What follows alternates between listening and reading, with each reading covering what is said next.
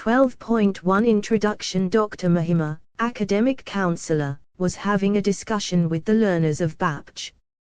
They were discussing about psychotherapy. Let us look at their conversation. Dr. Mahima, so learners, in the block 2 of BPCC 113 you discussed about various psychotherapies. We discussed about psychoanalysis, behavior modification, humanistic approach, short-term therapies and so on. And now we come to important therapies, that is group and family therapy. Can anyone guess what they are about? Sonali, learner mom, I think it is very clear from the name. I think group therapy implies that the therapy is given to a group of people. Navneet, learner, and I think that family therapy would involve various family members. Dr. Mahima, absolutely right Sonali and Navneet. Though there is a lot of details to what is covered in both these therapies. Salim, learner mom, I feel that the more interesting the two therapies look, they are also very challenging. Dr. Mahima, yes Salim, there is a lot of preparation that goes in for both. Because as opposed to individual therapy, here there are a group of people. Thus, the challenges that a therapist faces in individual therapy would be different from those faced in group and family therapy. Sophia, learner, yes mom, I think most important would be planning the therapeutic sessions and coordination amongst the participants or family members. Dr. Mahima, that's right, and if due care is taken, these therapies can be very effective, can lead to positive outcomes. From above conversation, you must have gained some idea about what group and family therapies are. Let's us not discuss these in detail. 12.2 Group therapy. In simple terms, group therapy can be described as a therapy which involves a group of clients. It can also be explained as a therapeutic process that is carried out in a group setting and could include support groups, psychoeducation groups and even skills training groups that could focus on stress management, anger management, relaxation techniques and so on. Group therapy consists of the practice of the relationships and activities of therapy in group. Group therapy is a technique that is applicable to all, whether the severely disturbed like in Alcoholics Anonymous or to enhance one's functioning as a personality building or a corporate training workshop. It may be used after, concurrently with or instead of individual therapy. The outcomes of group therapy include an opportunity for self-exploration, improved motivation, feedback on one's status, group cohesiveness, and exploring communication and relationship building styles in a safe space. Group interactions and relationships are used to help members achieve their personal goals. It facilitates deeper self-understanding and self-acceptance. Group therapy is a special relationship where clients feel safe to discuss what really worries and upsets them, to define new behaviors, and practice essential interpersonal skills and implement new behaviors. These group intervention sessions may have been based on classic psychotherapeutic orientations like RET/CBT/transactional analysis and the like, or by symptom complaint or clientele. Group therapy can be differentiated from individuals therapy mainly on the basis of number of people involved in the therapeutic process. As the name suggested, in individual therapy, there is a single client. Whereas in group therapy there could a small group of clients who most often share certain common characteristics. Based on the needs and the nature of the problem, the therapist can decide whether groups therapy is to be carried out. Group therapy can provide conducive environment to the clients to interact with each other, empathize with each other, look at the problem faced by them from another perspective, and also learn about how others coped with the similar problem. Though the challenge of group therapy lies in how effectively it is planned and coordinated by the therapist and to ensure that there are no conflicts and the group members benefit from the therapeutic process. Group therapy helps in installation of hope amongst the client. It also brings about universality. Group therapy can be effectively used in order to impart relevant information. It can be effectively used for development of socialization techniques and can enhance interpersonal learning. Group therapy allows its members many valuable direct and vicarious learning experiences that facilitate exploration, self-understanding and self-acceptance. Improved motivation is a bonus. Group therapy can be very threatening for a client who is not ready. Once prepared, the encouragement and support provided in groups help one overcome their fears and embrace change. The experience of group membership provides an opportunity for the shy, introverted and reserved to feel a sense of connectedness and belongingness. With others' disclosure, one may realize one is not the only one facing hardships. It initiates a sense of gratefulness too. Groups also provide challenging confrontation and feedback for individuals to assess themselves and improve. Interacting with groups provide for an opportunity for members to have a here and now quality. Spontaneity and opportunity to explore feelings, defenses and interpersonal styles are provided by group therapy sessions. Box 12.1 Therapeutic Principles of Group Therapy. Yalom's therapeutic factors, originally termed curative factors, are derived from extensive self-report research with users of group therapy. Universality, the recognition of shared experiences and feelings among group members and that these may be widespread or universal human concerns, serves to remove a group member's sense of isolation, validate their experiences, and raise self-esteem. Altruism, the group is a place where members can help each other, and the experience of being able to give something to another person can lift the member's self-esteem and help develop more adaptive coping styles and interpersonal skills. Installation of hope, in a mixed group that has members at various stages of development or recovery, a member can be inspired and encouraged by another member who has overcome the problems with which they are still struggling. Imparting information, while this is not strictly speaking a psychotherapeutic process, members often report that it has been very helpful to learn factual information from other members in the group. For example, about their treatment or about access to services. Corrective recapitulation of the primary family experience. Members often unconsciously identify the group therapist and other group members with their own parents and siblings in a process that is a form of transference specific to group psychotherapy.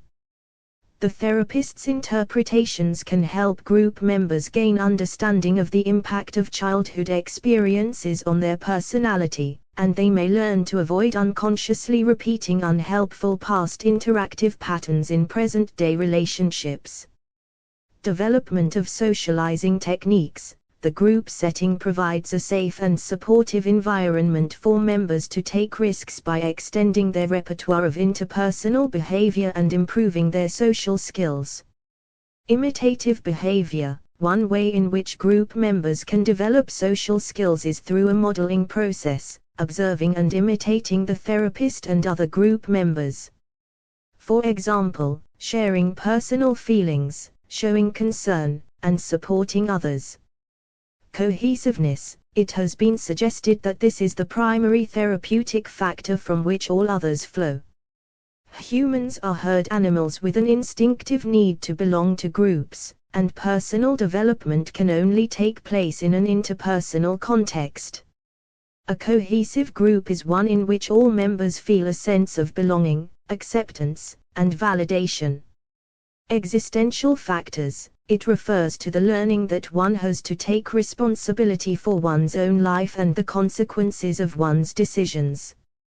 Catharsis. Catharsis is the experience of relief from emotional distress through the free and uninhibited expression of emotion. When members tell their story to a supportive audience, they can obtain relief from chronic feelings of shame and guilt. Interpersonal learning. Group members achieve a greater level of self-awareness through the process of interacting with others in the group, who give feedback on the members' behavior and impact on others. Self-understanding. This factor overlaps with interpersonal learning but refers to the achievement of greater levels of insight into the genesis of one's problems and the unconscious motivations that underlie one's behavior. 12.2.1 Considerations in group therapy. Group therapy has many considerations before implementation. These are necessary to allow for a smooth administration and work with different individuals. It is important that the group therapy sessions be structured and all the members are well aware about the procedure, rules and guidelines. Number of therapists. Sometimes therapist groups are facilitated by one therapist or at other times led by two. It is suggested that two therapists be present, though it may not be completely feasible resource-wise but desirable. The presence of an additional therapist helps with transacting the sessions, structuring, providing empathy to all, and in case one therapist gets skewed in interactions, if one client is more demanding, then the other therapist can balance it out for others. The presence of an additional therapist provides additional insights for the functioning of the group and for other individuals as well. The gender of the therapists is to be decided as per group composition and topic to be discussed. The roles of the two therapists can also be pre-decided. Facilitator role, task-oriented role, observer role, and helper roles are to be discussed. Closed or open groups. A closed group is fixed and doesn't allow members to be added once the group therapy begins. They meet for a fixed time span. Open groups, on the other hand, may meet for fixed or unspecified lengths of time. They are open to new members and these may be introduced as new members leave or as and when the therapist deems fit. Generally, open group policy is practiced to allow flexibility to clients and the therapist. Group size. It is critical to have a decent group size to allow for free communication and expression. Members should be sensitive to the personal needs and interactions in larger groups.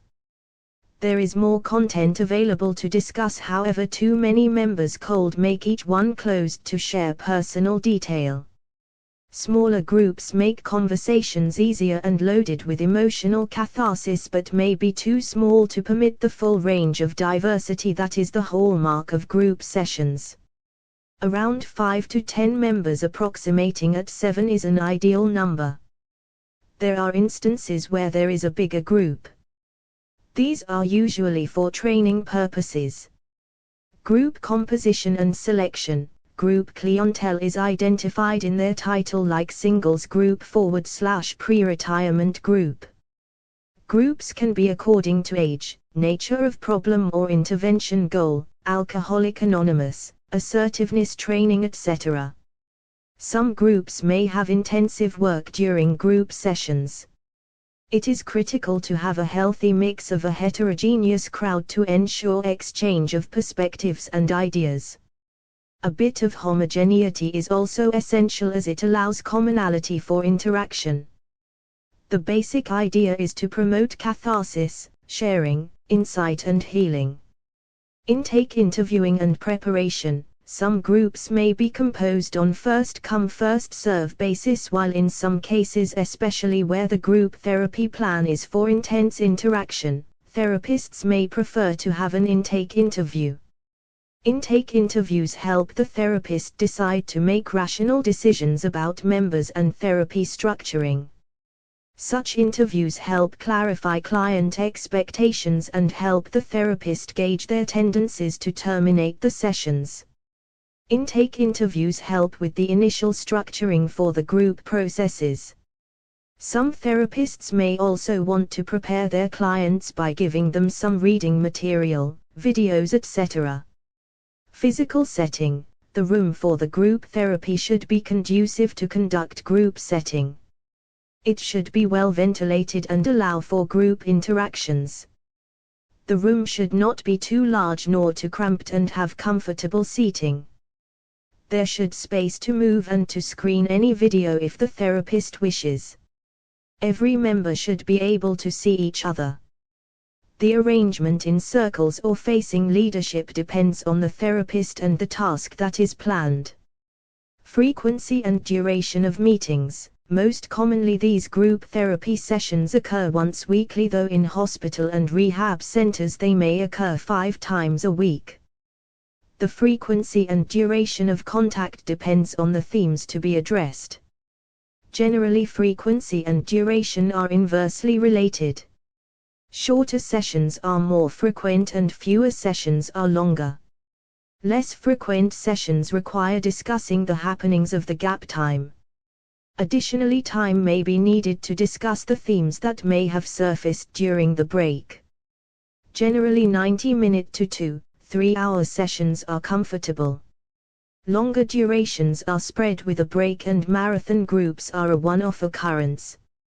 Therapist style. The conduct of the group therapy sessions depends on the therapist's style. A high degree of directiveness indicates a teacher/trainer role.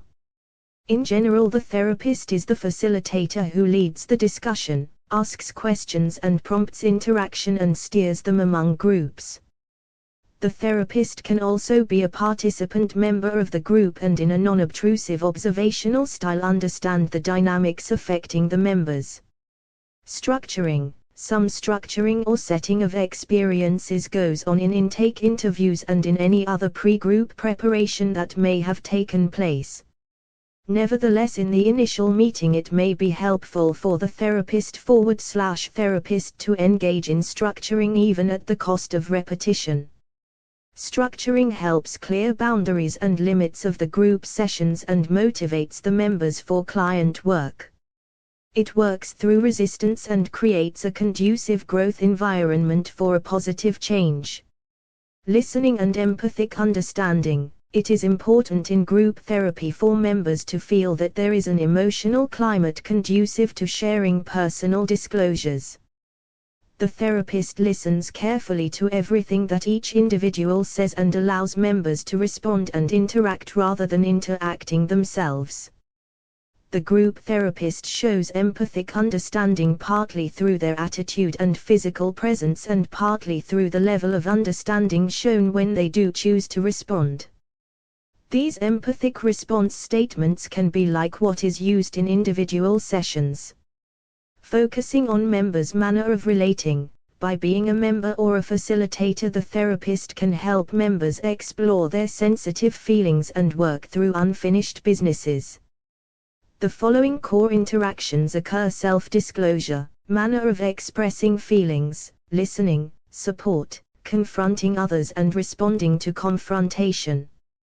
In marital counseling/therapy, the therapist may consider it appropriate to focus on attitudes and skills of conflict resolution. Focusing on members' thinking difficulties, the group therapist will have to be careful to negotiate through member difficulties. They have to keep a watch on how participative each member is, when they get silent/defensive, the themes and nature of responses. At times, group interactions may reveal that one may require more specific individual counseling. These minute emotional and verbal incidences have to be monitored and paid attention to. Working through resistance and aggression. Resistance and aggression are two kinds of client behaviors that the therapist has to deal with. These interfere or break the flow of conversation among members and do not further insight and change. Resistance can be seen passively by their staunch non-participation or aggressive language in interacting with others. It is crucial for the therapist to intervene and diffuse hostility so that it doesn't spread to other members and also does not come in the way of member growth. Client evasiveness and exploring issues of confidentiality are key themes to resolve in group therapy sessions. Once hurt and negative feelings are worked through, the group members are in a position to embrace newer behaviors and an improved quality of life. Use of exercises, games and audiovisual. Some therapists use exercises and games in their group therapy. These help in speeding initial contact and encouraging people to explore their bodily movements and responses and helping them learn to be more physically and emotionally expressive. These exercises can be for warming up the members or leading them to build insight and awareness and deal with personal emotional upheaval. These can be in line of any theoretical orientation, behavioral, cognitive, Gestalt, etc. The group therapists may also use audio-visual aids, chalkboard or whiteboard to facilitate interaction. Reading material may also be provided. Activity-based sessions enhance learning outcomes in groups. Handling termination.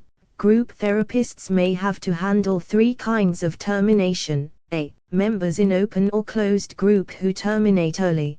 B. Members in open groups who terminate sessions because they have met their goals. C. Termination of all members at the end of a closed group. Like in any session, working through termination is a sensitive issue. It needs working through and care that other members do not continue to follow when one member terminates. The group needs help through negotiating feelings of loss and loneliness. A single member may also require additional individual help to deal with the impact of termination. Therapist vulnerability. The therapist also needs to focus on himself/herself and his/her vulnerabilities during the group therapy process and especially through termination. The factors they need to watch out include need to have more interactions and understand the said and unsaid content, relating to coping and defensiveness of members and maybe the threat they also perceive in working with groups. Personal needs of power, status, affection and sex may need to be resolved through. Group therapists need to be open to working with another therapist and for peer and supervisor support. 12.2.2 Stages in group therapy. Like any regular therapeutic session, group therapy also goes through a few stages. In the first stage, the members size up to each other and the group, attend to relationships and search for structure and rationale for the group. During the second stage, the group is more preoccupied with dominance, power struggle, control and dominance. Inter-member criticism becomes frequent and hostility toward the therapist is an inevitable. The third stage involves development of cohesiveness, an increase of trust, openness and authentic self-disclosure. From therein begins the journey to growth and healing. Once the group is stable, it's effective to work through negativity and move towards change. In general, the following 15 processes occur in group therapy: milling around, resisting personal expression or exploration, description of past feelings, expression of negative feelings, expression of personally meaningful material, expression of immediate interpersonal feelings in the group, development of the healing capacity of the group, self-acceptance and the beginning of change, cracking of facades, individual receives feedback. Confrontation, helping relationship outside group sessions, basic self-encounter, expression of positive feelings and closeness, behavioral changes in the group. All groups go through assimilating issues and require a proper resolution before the change and healing begins. At any point, risk of termination is a real threat and needs to be sensitively addressed. Group therapy can be conducted for various purposes and in various ways. The purpose of a group therapy can be to handle intense emotional experiences or can also be for educative and training purposes. The objective, nature of clients and group dynamics dictate how the group therapy sessions progress. This group therapy can be used for deep-rooted psychological issues like depression, substance use disorders, impulse control issues, or to more commonplace issues like communication, parenting, social skills training, team building, assertiveness and the like. The group therapist may want to integrate a few of the following mentioned approaches in order to increase the effectiveness of the sessions. It is critical that client complaints, maturity and situation dictate the use of these approaches. Psychodrama uses dramatic methods and deals with interpersonal relations and private worlds.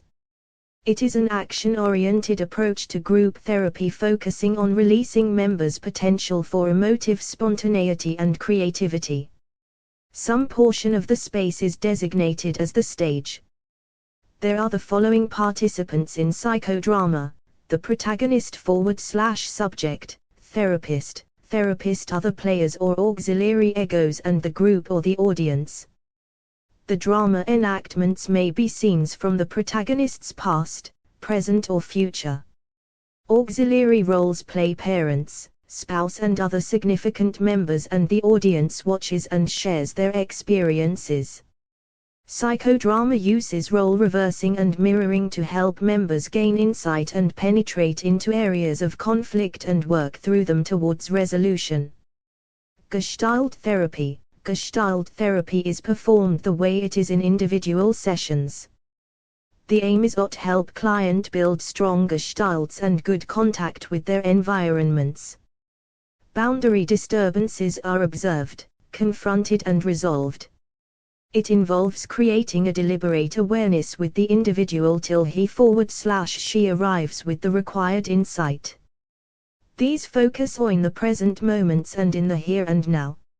Integrity groups. Integrity group help members to establish problem-solving habits and allow emotions are normally as they are intended to. It encourages within the group feelings of rectitude, responsibility and realism. These are based on mutual help or peer group model and promote change more quickly than through conventional modes. They help members get in tune with their feelings and those of the members. Such groups follow three principles: honesty, self-disclosure of contracts and promises broken, responsibility and correction of contract violations or revisions of contracts, and showing involvement, concern and giving help to others in becoming more honest, responsible and more involved. Conjoint family therapy. Though these will be covered in the following section on family therapy, it can be used in group settings.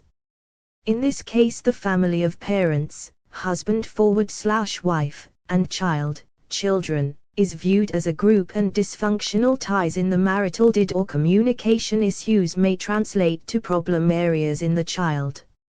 A case history is taken of the couple regarding their premarital and marital life, including parenting styles and views.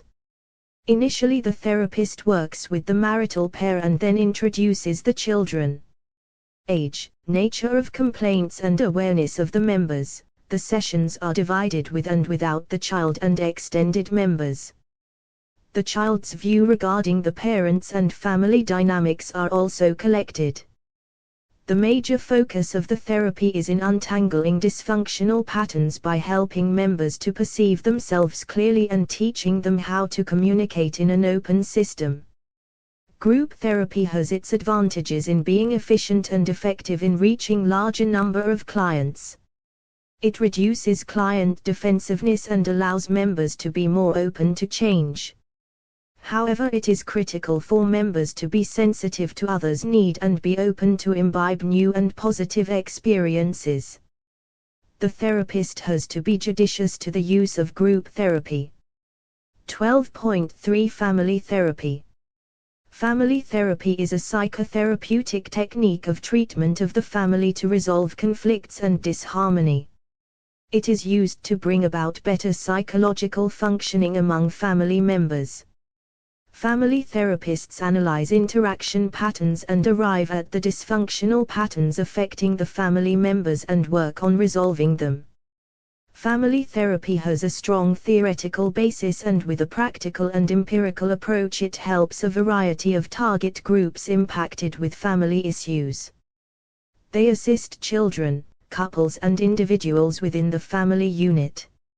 Family therapists need to understand and rectify faulty communication patterns. Family therapy sessions start with those who are aware of the problem or are most impacted, and they progress to involve all family members. The sessions are short-term and the specific approach depends on the nature of the complaint and situation of the family.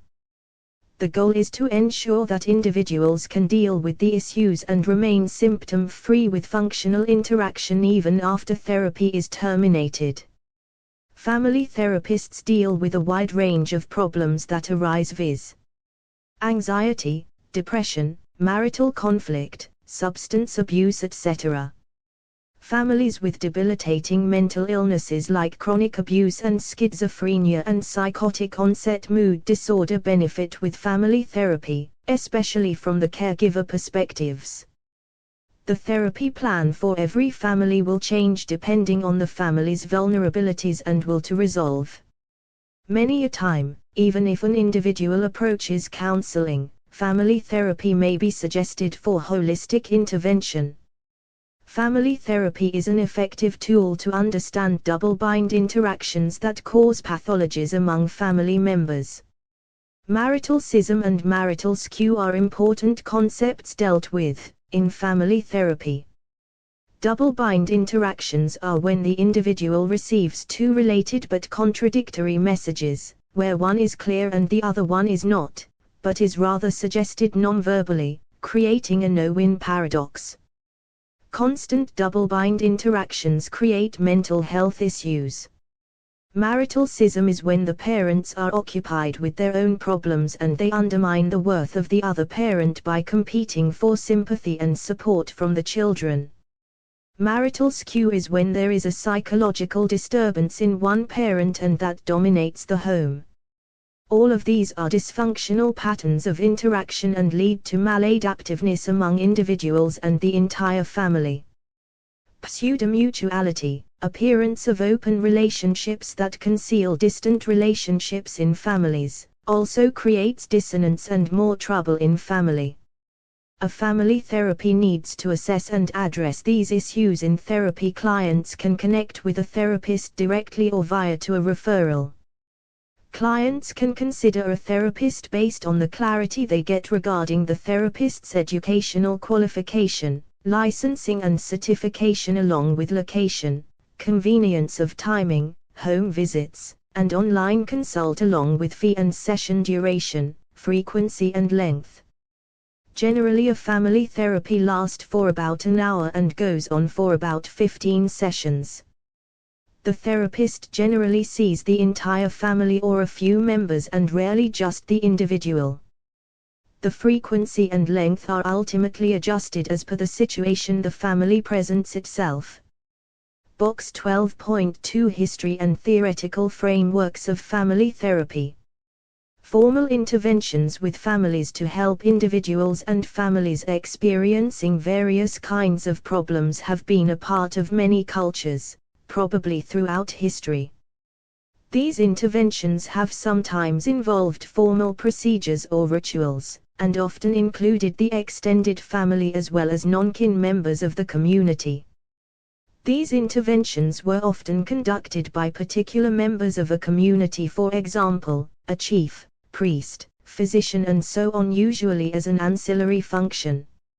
Family therapy as a distinct professional practice had its origins in the social work movements of the 19th century in England and the United States. As a branch of psychotherapy, its roots can be traced somewhat later to the early 20th century with the emergence of the child guidance movement and marriage counseling. The formal development of family therapy dates to the 1940s and early 1950s with the founding in 1942 of the American Association of Marriage Counselors and through the work of various independent clinicians and groups in England, John Bowlby, the U.S., John Bell, Nathan Ackerman, Christian Middelfort, Theodore Lids, Leman Wynne, Murray Bowen, Carl Whitaker, Virginia Satir, and Hungary, D.L.P. Lieberman, who began seeing family members together for observation or therapy sessions. There was initially a strong influence from psychoanalysis. Most of the early founders of the field had psychoanalytic backgrounds, and social psychiatry, and later from learning theory and behavior therapy, and significantly, These clinicians began to articulate various theories about the nature and functioning of the family as an entity that was more than a mere aggregation of individuals. Treatment of mental disorders. The movement received an important boost in the mid-1950s through the work of anthropologist Gregory Bateson and colleagues J. Haley, Donald D. Jackson, John Weakland, William Fry, and later, Virginia Satir, Paul Watzlawick and others at Palo Alto in the U.S., who introduced ideas from cybernetics and general systems theory into social psychology and psychotherapy, focusing in particular on the role of communication. This group was also influenced significantly by the work of U.S. psychiatrist, hypnotherapist, and brief therapist, Milton H. Erickson, especially his innovative use of strategies for change, such as paradoxical directives. The members of the Bateson Project had a particular interest in the possible psychosocial causes and treatment of schizophrenia, especially in terms of the putative meaning and function of signs and symptoms within the family system. The research of psychiatrists and psychoanalysts Leman Wynne and Theodore Lidz on communication deviance and roles, for example, pseudo-mutuality, pseudo-hostility, schism and skew, in families have also became influential with systems communications-oriented theorists and therapists. A related theme, applying to dysfunction and psychopathology more generally, was that of the identified patient or presenting problem as a manifestation of or surrogate for the family's or even society's problems. By the mid-1960s, a number of distinct schools of family therapy had emerged. From those groups that were most strongly influenced by cybernetics and systems theory, there came MI brief therapy, and slightly later, strategic therapy, Salvador Minuchin's structural family therapy and the Milan systems model. Partly in reaction to some aspects of these systemic models, came the experimental approaches of Virginia Satir and Kyle Whitaker, which downplayed theoretical constructs, and emphasized subjective experience and unexpressed feelings, including the subconscious, authentic communication, spontaneity, creativity, total therapist engagement, and often included the extended family. Concurrently and somewhat independently, there emerged the various intergenerational therapies of Murray Bowen, Ivan Boso Arunai Nagy, James Framo, and Norman Paul, which present different theories about the intergenerational transmission of health and dysfunction, but which all deal usually with at least 3 generations of a family either directly in therapy sessions, or via homework, journeys home, etc. 12.3.1 Approaches to family therapy. While family therapy addresses the dysfunctionality in the family, it typically addresses the feedback loops, the patterns of communication and the manner in which the families arrive at a homeostasis or balance in the family. Family therapy assists individuals going through life transitions. A family therapist watches family interactions and uses a number of intervention techniques to resolve the same. Family therapy employs a number of therapeutic approaches that are discussed below. Bowen's family systems approach. This approach was postulated by Murray Bowen and it is best suited for individual members of the family. This happens with the most differentiated member, who is aware and has the will to change.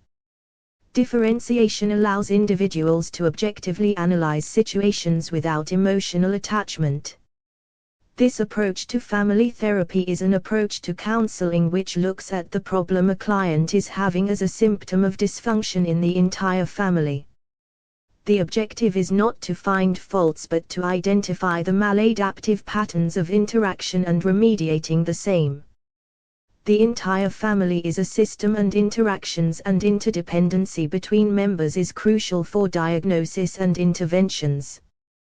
Bowen Family Systems Approach Therapy has a basic tenet that all human relationships are driven by 2 counterbalancing forces, individuality and togetherness, the contrasting needs for companionship and independence. These opposing forces often lead individuals through patterns of closeness and distancing from the people, and the degree of success in reconciling these two forces depends on the differentiation of self.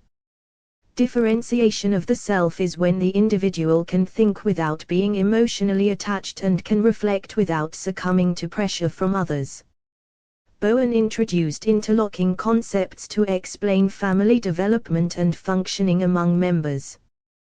These include differentiation of self, that is the ability to separate feelings and thoughts.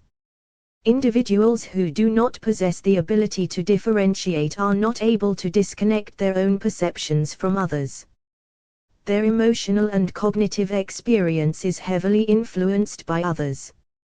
Differentiation occurred when the individual was able to free themselves from the family's emotional processes in defining themselves. This means being able to have different opinions and values than your family members and yet not cutting emotional ties. Triangulation is pulling in the third person from the family into the tensions between two members. This occurs more when individuals are not differentiated.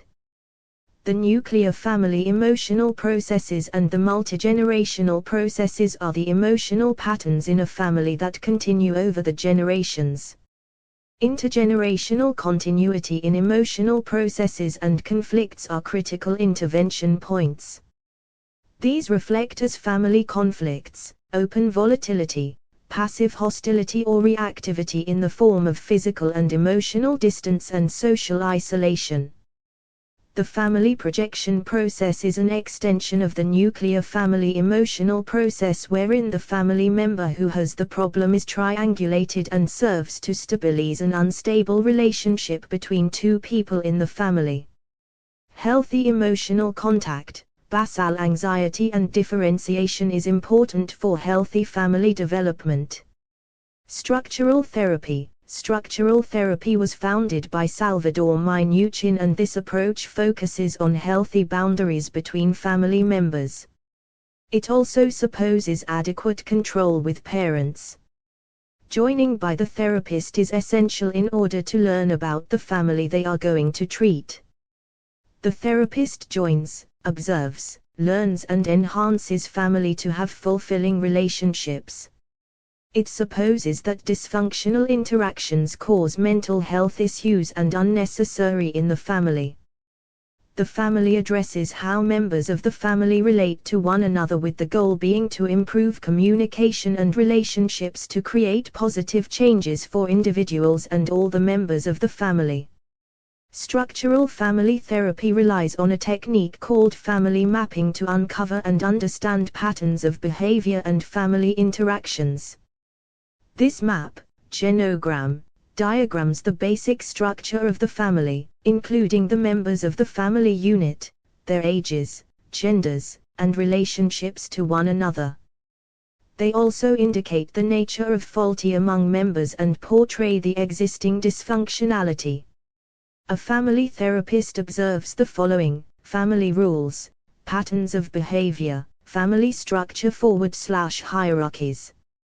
This approach also utilizes techniques as joining, involves the therapist developing a sharing and empathetic relationship to join the family, boundary making, helping the family identify, explore, and adopt clear boundaries and hierarchies within the family, role play, involving acting out scenarios with the therapist's guidance to look at certain patterns of behavior, identify dysfunction, and practice enacting alternatives. Reframing, building a different and positive perspective to the same issue.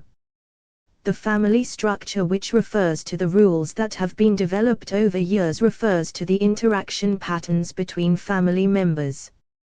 There are boundaries that are placed before the family subsystems. The family subsystems are the marital, parent-child and sibling systems that operate to carry out the functions of the family. These relationships, coalitions and the alignments dictate boundary permeability and the rules of interaction. A healthy amount of flexibility is adaptive. However, strong coalitions can imbalance the power source in the family and then follows the faulty communication patterns in the garb of power struggles. The structural therapy understands the family structure and modifies these to bring nurturing and empathy in family communications patterns. This therapy can be effectively used in conflict-ridden homes. Some of the ways it may help include correcting imbalances within a family, establishing healthy boundaries, helping individuals improve their reactions to changing demands, improving communication, hierarchies within the family system, parental competence and satisfaction, relationship dynamics and reducing anger and resentment. Family mapping is very important as it helps the client understand their current boundary transgressions and helps them to work them through by accommodating and joining, enactment and reframing. In case of enmeshed families where there is power imbalance, the therapist might side the parent and empower them. The purpose of this therapy approach is to help individuals learn their roles and act appropriately for a smooth functioning. Systemic therapy. This model looks at family dynamics with a different approach. It talks about the unconscious processes, needs, apprehensions that guide family communications. The therapist remains neutral and allows members to introspect and arrive at an understanding and insight over their problems. It addresses the problems people present within the context of their relationships with significant people in their lives and their social networks. This approach to family therapy rests on so-called systemic assumptions that play emphasis on the role of wider systems, such as community, society and the culture to which the family belongs. This approach looks at family issues as an issue with the system than with the individual. It assesses the context within which every family relationship operates and attempts to correct the same.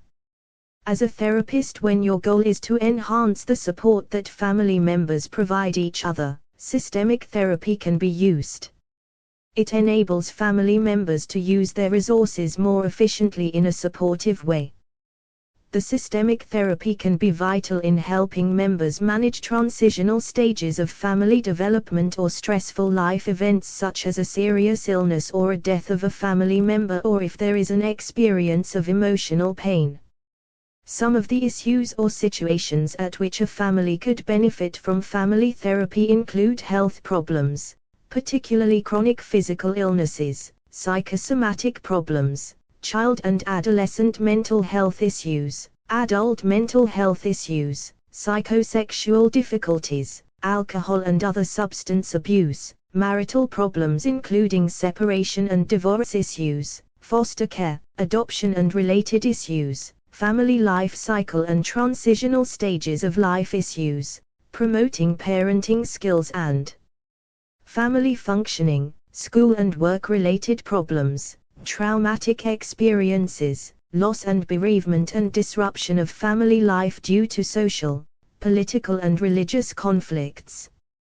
It should be noted that this therapy benefits socially and economically disadvantaged families in particular. Strategic therapy. This therapy approach is given by J. Haley.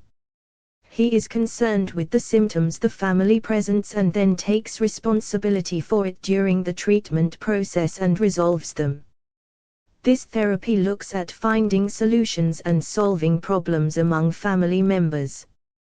The therapists start with identifying solvable problems, setting goals, designing interventions to achieve those goals, examining responses and evaluating therapy. This approach does not look at the history and cause of issues and pathology but begins to set it right. It is a direct solution approach and views to understand the power struggles between members. The concept of hierarchy is critical, especially in decision-making and adherence to responsibility.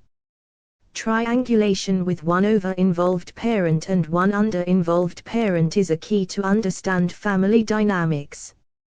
Haley was also very much concerned with how these symptoms presented themselves.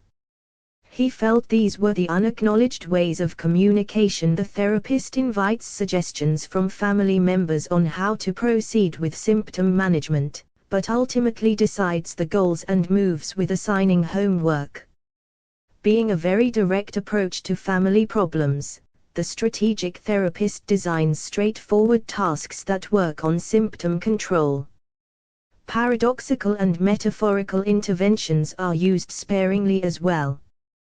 The general goal of this approach is to foster clear communication and better decision-making among family members. In a sense, the strategic therapy, SFT, combines strategic therapy and family therapy to be able to deal with the family situation in a more effective way. Therapy sessions generally involve understanding, bringing the dysfunctional patterns before the therapist and then analyzing and working through them. Interventions assist in prompting and engaging the clients with probing questions and discussions. These sessions are designed to maximize awareness and build in insight about the way the things go wrong in the family and then model appropriate ways of communicating. The family members are nudged to find the dysfunctional patterns by strategically getting them to introspect. They also come to realize the strengths they possess and then work on them to correct the deviant patterns. This approach utilizes a lot of homework to enable effective practice in learning healthier ways to communicate. Sessions are active with the therapist directing the flow of conversation. The therapist designs techniques in helping individuals become more socially adept. They work on the social environment and help one to tackle or bypass the chronic maladaptive patterns. Strategic family therapy is not concerned with the past history. Problems are seen as interacting with the larger social environment and correcting that can make a difference, and the focus is on arriving at strategic solutions. 12.3.2 Application of family therapy. As seen, family therapists have a multitude of roles to play. Basic process includes understanding and diagnosing the problem, building insight and working through maladaptive and dysfunctional patterns and symptoms of social conditioning. Every family therapy approach uses a different lens into understanding family dynamics and can be applied singularly or in combination. A family therapist has to be proficient and should have a sound academic record and a clinically supervised experience. Family therapy can be employed in a wide array of psychological disturbances, viz., childhood developmental problems, adolescent behavioral problems, relationship and adjustment issues, marital conflict, substance abuse, and even caregiving and compassion fatigue. Individuals with depression, anxiety, gender identity, body image issues can be additionally managed with family therapy. Family therapy can also be used as an adjunct, especially when there is a debilitating illness in the family. The main aim of family therapy is to help each member identify the faulty communication patterns, the power struggles, and the self-related triggers that lead to the same.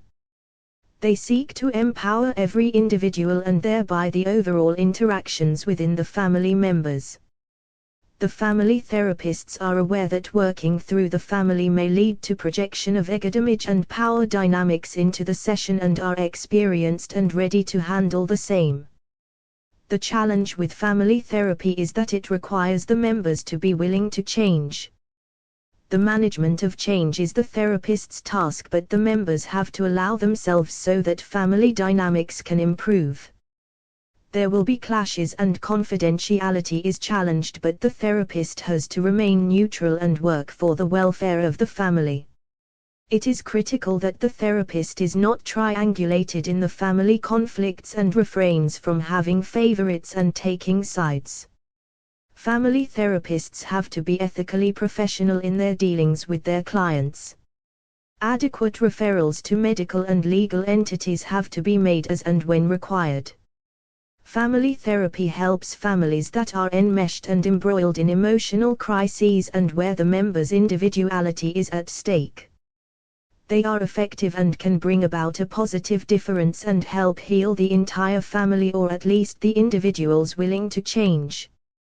Goals of therapy are generally mutually decided. However, in the strategic family therapy, the therapist can have the freedom to take charge.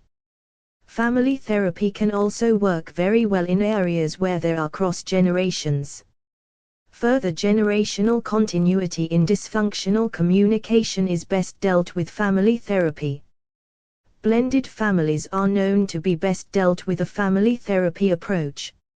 It is to be understood that family therapy can also be used to facilitate transition in these families and are best used for the same than wait for the dysfunctionality to set it. In a sense, family therapy can even play a preventive role and not just a remedial one. Family therapy is a holistic way to heal and has a number of advantages.